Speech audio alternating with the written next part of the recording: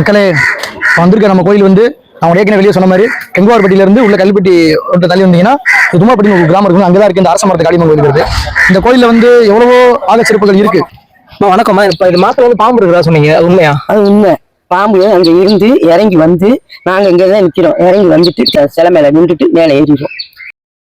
ஒரு செய்வன கோளாறுல வந்து ஒரு ஆள் நடக்கவே முடியாம தீட்டு வந்தாங்க. நான் கூட நினைச்சேன் இவன் கஞ்சா குடிச்சு போட்டு பைத்திய மாதிரி உலகிட்டு இருக்கானே, இவனை போய் எப்படின்னு சொல்லி. அதே ஆள் பாத்தீங்கன்னா ஒரு 3 மாசம் கழிச்சு மீட்டா வந்தாரு.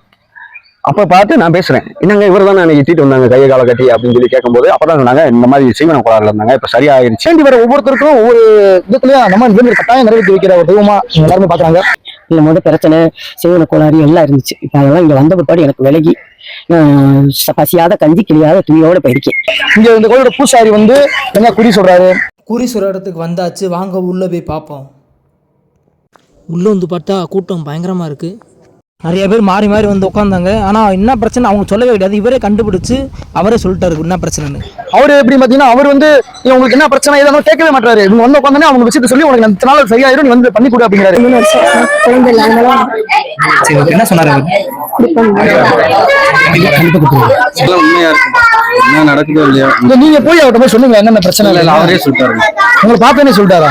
நான் சொன்னேன், நீ எதுவும் சொல்ல வேணாம், நானே சொல்லிடுறேன் அப்படின்னு சொல்லிட்டு எல்லாமே சொல்லிட்டாரு. அவருக்கு தேவை நம்மனை வந்து அம்மனோட அனுகிரகத்தை வந்து மக்கள்கிட்ட போய் சேர்க்கணும். மக்கள் எல்லாரும் அம்மனை நம்பி வரணும்.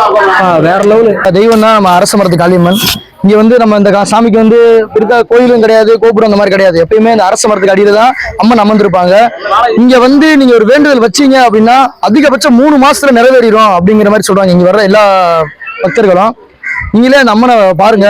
இந்த அம்மன் கோயிலுக்கு அடிக்கடி நீங்களும் வாங்க, எல்லாரும் உங்களோட வேண்டுதலை வைங்க. நம்பிக்கை உள்ளவங்களுக்கு உண்மையிலே நல்ல தெய்வமா அம்மன் இருப்பாங்க. இவர் இப்போ காசு அள்ளி இறச்சிக்கிட்டு இருக்காரு. எதுக்கு எறியாருங்க அடுத்த வீடியோவில் சொல்கிறேன். மேலும் தகவலுக்கும் இவரை தொடர்பு கொள்ளணும் அப்படின்னா கீழே உள்ள கான்டாக்ட் நம்பர் இருக்குது, அந்த நம்பருக்கு கால் பண்ணி நீங்கள் தெரிஞ்சுக்கலாம்.